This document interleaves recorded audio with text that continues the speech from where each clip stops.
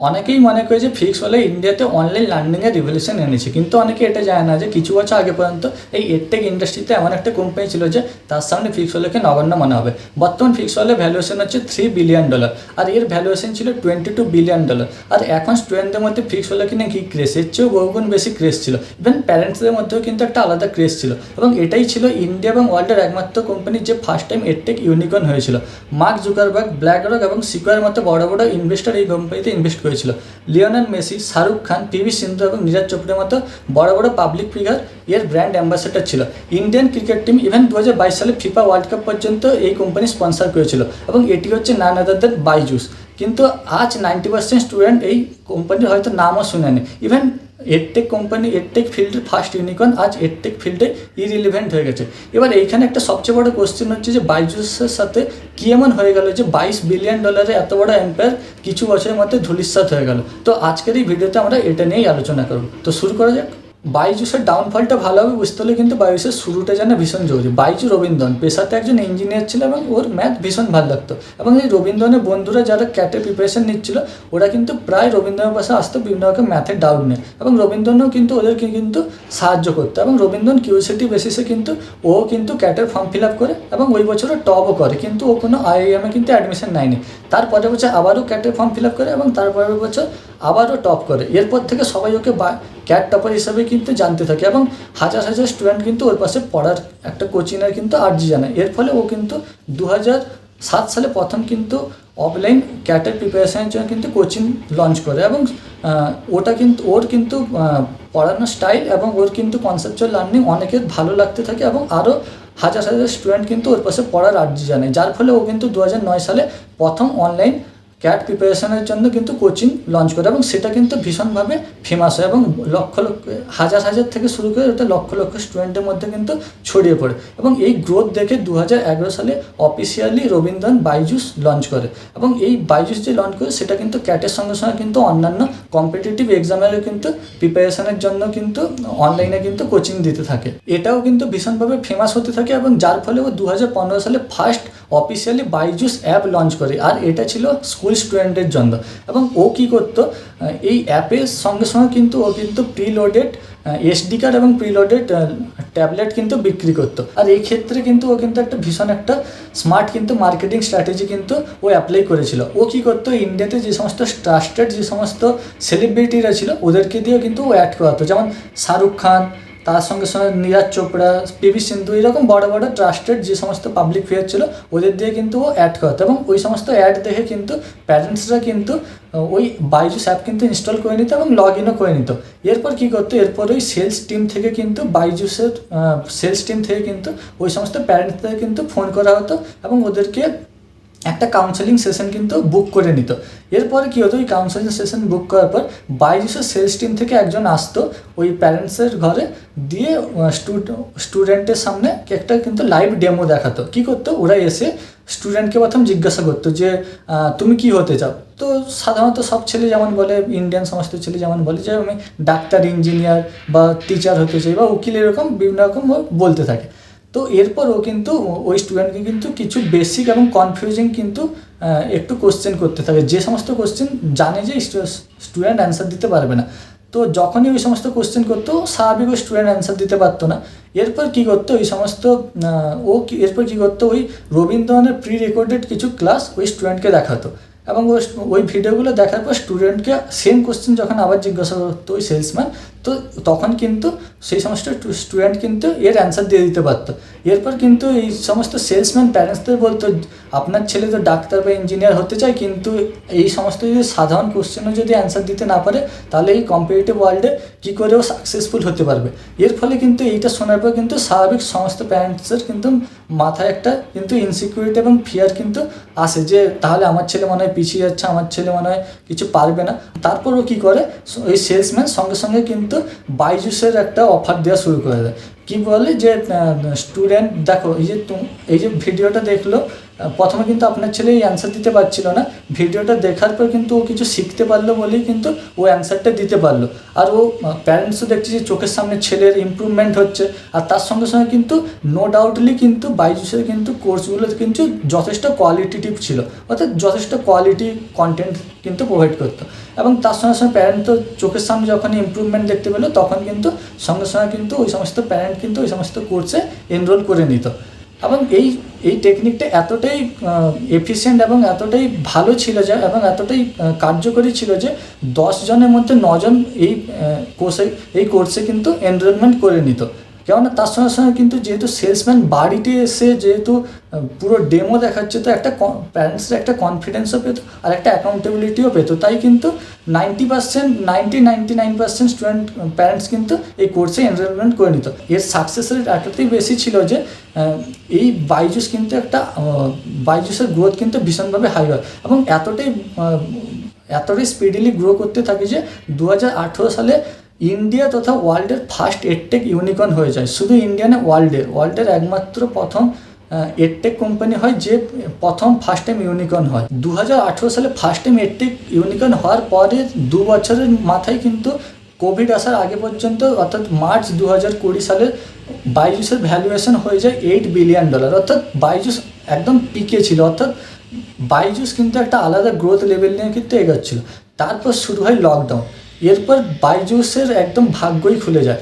এরপর কী হলো, যেহেতু লকডাউন শুরু হলো তার সঙ্গে সঙ্গে কিন্তু সমস্ত স্টুডেন্ট যারা ছিল ওরা কিন্তু অফলাইন থেকে, যেহেতু লকডাউন হয়ে গেছে তো অফলাইন তো পড়াশোনার কোনো জায়গা নেই, একমাত্র অনলাইনে পড়াশোনার জায়গা।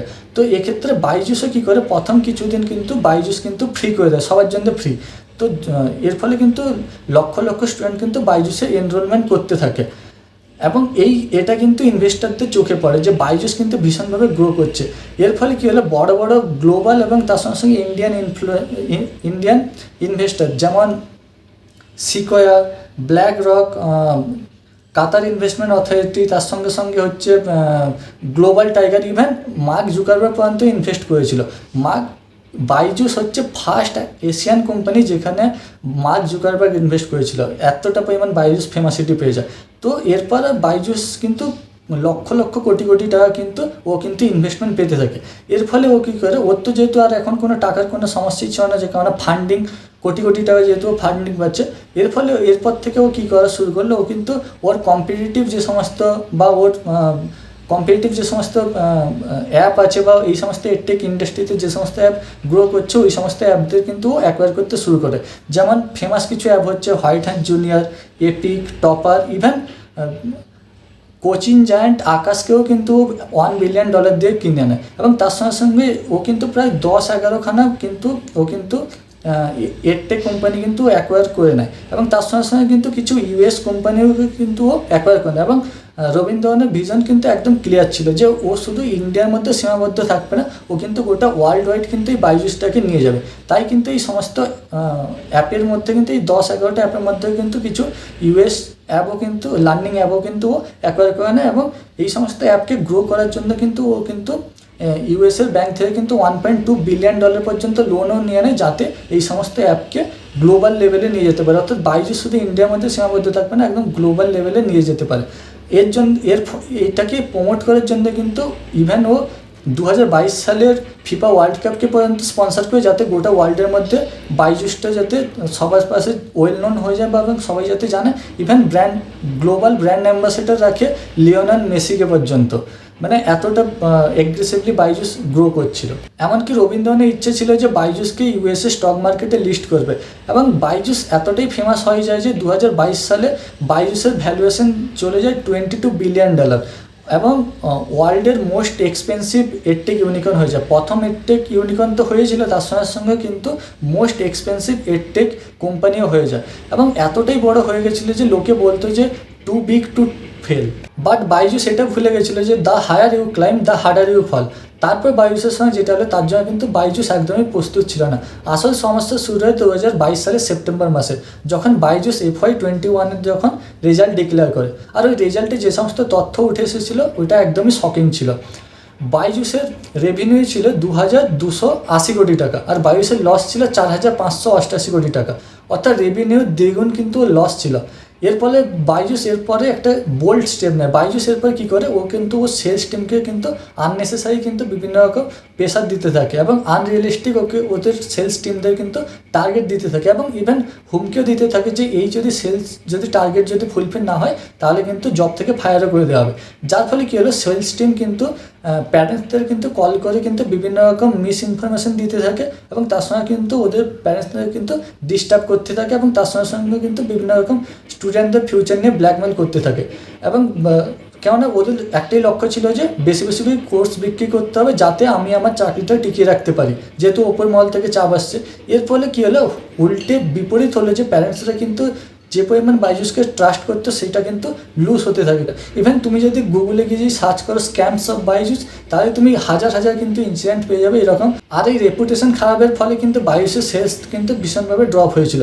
তারপর কিন্তু এই হায়ার ম্যানেজমেন্ট কিন্তু আরেকটা ডিসিশন নেয়, সেটা হচ্ছে যে এই যে বাইজুস আগে কী করতো, যে সেলসম্যান পাঠাতো ঘরে এবং ফিল্ড ভিজিট করে লাইভ মানে ইন পার্সন যে ডেমোটা দিত ওটা কিন্তু শিফট করে ওকে কিন্তু অনলাইনে এরপর থেকে ডেমো দেওয়া শুরু করে। এবার অনলাইনে তো ডেমো দিলে যার ফলে কী হলো, লস্ট এক্সপেন্সটা কিন্তু কমলো ঠিকই, কিন্তু কনভার্সন রেশিও কিন্তু কমে গিয়েছিলো। যেখানে 10 জনের মধ্যে 9 জন আগে ইন পার্সন কাউন্সিলিংয়ে যেখানে এনরোল করতো, এখানে কিন্তু সেই সংখ্যাটা কিন্তু অনেকটাই কিন্তু কমে গেছিলো। এই ফাইন্যান্সিয়াল রিপোর্টে আরেকটু ডিপে যাওয়ার ফলে যে জিনিসটা উঠে এলো, যে তথ্যটা, সেটা এটা হচ্ছে বাইজুসের যে টোটাল যে রেভিনিউটা যে এসেছিলো তার কিন্তু 80% এসেছিলো কিন্তু ট্যাবলেট বিক্রি করে, আর বাকি 20% এসেছিলো কিন্তু কোর্স বিক্রি করে। অর্থাৎ বাইজুস কিন্তু ধীরে ধীরে কিন্তু ট্যাবলেট বিক্রির কোম্পানির দিকে ধীরে ধীরে এগোচ্ছিল।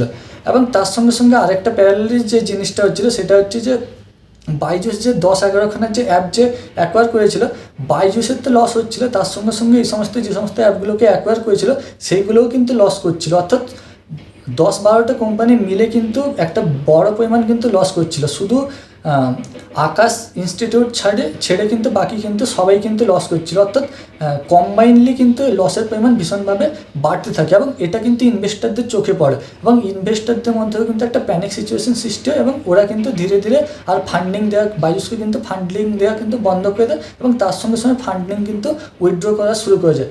যখন এই সমস্ত ইনভেস্টারদের অ্যাকচুয়ালি বাইজুস এত অ্যাগ্রেসিভলি গ্রো কেন করতে পারছিল, যে বাইজুসের টাকার কোনো অভাব ছিল না, কেননা ভীষণ পরিমাণ ফান্ডিং তো পাচ্ছিল, তার সঙ্গে সঙ্গে যে $1.2 বিলিয়ন যে লোন নিয়েছিল, তো ওটার জন্য ও পয়সার কোনো সমস্যা হচ্ছে না। কিন্তু এইরকম একটা প্যানিক সিচুয়েশান দেখে আর এইরকম হার্ডস রিয়ালিটি দেখে বাইজুসের এই সমস্ত ইনভেস্টাররা ফান্ডিং যে দেওয়া বন্ধ করে দিল, তখন কিন্তু ওই যে $1.2 বিলিয়ন যে লোন নিয়েছিল বাইজুস, সেটা কিন্তু চুকাতে কিন্তু বাইজুসের সমস্যা হওয়া শুরু হয়। কেননা যেহেতু ফান্ডিং বন্ধ হয়ে গেছে, আর এই সমস্ত কোর্স বিক্রয় ধীরে ধীরে কমছে এবং তার সঙ্গে সঙ্গে এত সমস্ত কোম্পানি মিলে যদি একটা কোম্পানির ওপর যদি এত পরিমাণ লস যদি বার্ডেন আসে, তাহলে তো এত কিছু সামলানো কঠিন।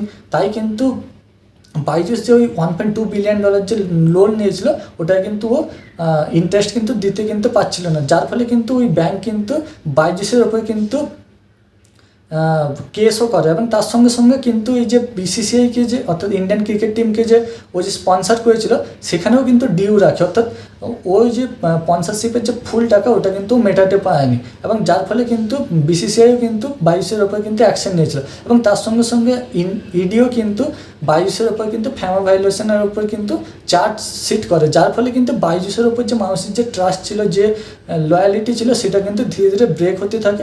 এর সঙ্গে সঙ্গে একটা প্যারালালি ইনসিডেন্ট যেটা চলছিল সেটা হচ্ছে যে লকডাউন কিন্তু ধীরে ধীরে কিন্তু শেষ হতে যাচ্ছিলো, আর যেহেতু স্টুডেন্ট সব যেহেতু এতদিন 1-1.5 বছর যেহেতু অনলাইনে পড়েছে, তো অনলাইনের উপর সবার কিন্তু একটা বিরক্ত চলে এসেছিলো এবং অনলাইনে অ্যাকাউন্টেবিলিটি থাকে না, তাই কিন্তু সবাই কিন্তু ধীরে ধীরে চাইছিল যে আমরা অফলাইনে পড়াশোনা করবো বা স্কুল যাব, কলেজ যাবো, এরকম একটা সিচুয়েশনে ওরা কিন্তু যাচ্ছিলো। বাইজুসেরও এনরোলমেন্ট যেটা হচ্ছিলো সামান্য কিছু 2-1টা, সেগুলোও কিন্তু বন্ধ হয়ে যায়। এরপর বাইজুস আর একটা ডিসিশন নেয় যে আমরাও তাহলে অফলাইন কোচিং সেন্টার খুলবো। ঠিক আছে, এটাই হচ্ছে বাইজুসের একদম ধূলিসাৎ হয়ে যাওয়ার একটা লাস্ট এবং ফাইনাল যেটা কারণ, সেটা কেননা বাইজুস এতদিন ধরে কোটি কোটি টাকা মার্কেটিংয়ে খরচ করেছে যাতে লোকজন অফলাইন থেকে অনলাইনে আসে, কিন্তু সেই বাইজুসই কিছু বছর পর নিজেই বলছে যে আমরাও অফলাইনে টিউশন পড়াবো বা আমরাও অফলাইনে কিন্তু কোচিং চালাবো, যেটা কিন্তু ওদের এতদিন ধরে যে বাইজুসের যে মডেলটা যে ক্রিয়েট করেছিল, যে অনলাইন মডেল, সেটার টোটালটাই বিপরীতে ছিল। তাই কিন্তু বাইজুসের ওপর আর কোনো মানুষজনের কিন্তু কোনো ট্রাস্টই ছিল না। বাইজুসের এমন অবস্থা হয় যে 2024 সালে অক্টোবর মাসে বাইজু রবীন্দ্র নিজে এসে অ্যাডমিট করেছে বাইজুসের ভ্যালুয়েশন হচ্ছে 0, অর্থাৎ বাইজুস একদম শূন্য হয়ে গেছে। যদি কনক্লুশনের কথা বলি তাহলে হচ্ছে যে এই বাইজুসের ডাউনফলের পিছনে কিন্তু বাইজুসের কোয়ালিটি অফ কোর্সের কোনো সমস্যা ছিল না। আসল সমস্যা ছিল যে বাইজুসকে এরকম এগ্রেসিভলি গ্রো করার যে মোটিভটা ওটাই ছিল ভুল, যার ফলে কিন্তু বাইজুস আজ এই অবস্থায় পৌঁছে গেছে। তো এই ছিল আজকের ভিডিওটা যদি ভালো লাগে থাকে তাহলে অবশ্যই লাইক কমেন্ট শেয়ার করতে পারো। আর এই বাইজুসের ব্যাপারে তোমাদের কি মতামত অবশ্যই কমেন্ট সেকশনে জানিও। আবার দেখা হচ্ছে নতুন কোনো ভিডিও নেবো, বাই।